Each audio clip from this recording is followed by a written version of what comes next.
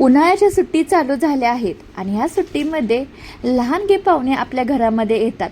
भाचा भाची नाही तर आपण तर कुठं तर जातो, तिथंसुद्धा आपल्याला सुट्टी नसते नाश्ता करण्यासाठी बरं का. तर तुमच्या घरामध्ये लहानगे पाहुणे आले असतील, भाचा भाची आले असतील, नाहीतर कोणीही आले असतील, त्यांच्यासाठी झटपट पाहिजे असेल तर नाश्ता तर हा एकदम परफेक्ट असा आहे.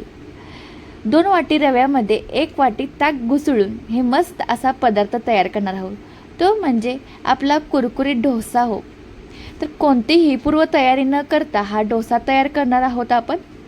तर रवा घालायचा भिजत, एका छोट्याशा फुलपात्र म्हणून ताक घ्यायचं, थोडंसं आंबट असावं म्हणजे रव्याला छान चव येते डोश्याला, आणि ते भिजत घालायचं.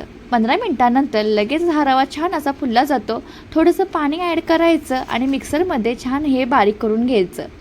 पाणी थोडंसं विचार करूनच घालायचं, कारण जास्त पाणी घातलं की रवा डोसा आहे तो बिघडण्याची शक्यता असते. लागलं तर नंतर पाणी घातलं तरी चालतं. अर्धा फुलपात्र भरून पाणी घालायचं आणि बारीक करून घ्यायचं. चवीपुरतं मीठ घालायचं आणि झटपट क्रंची डोसा तयार होण्यासाठी बेकिंग सोड्याचा इथं वापर केला आहे. इनो किंवा सोडा ह्या तिन्हीतलं कुठलीही वस्तू वापरली तरी चालते.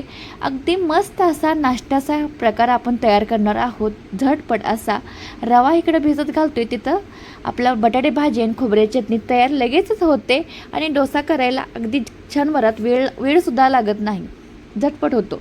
तर काय करायचं, सगळं घालून मीठ आणि बेकिंग सोडा घालून छान असं मिक्स करून घ्यायचं, एकजीव करून घ्यायचं. लगेचच पीठ आपलं झालेलं फ्लफी तव्यावर घालून घ्यायचं. तर डोसा करण्यासाठी तवा आहे तर कडकडीत गरम करून घ्यायचा आणि ओल्या पडक्यानं ना कापडानं ना पुसून घ्यायचा, थंड करून घ्यायचा.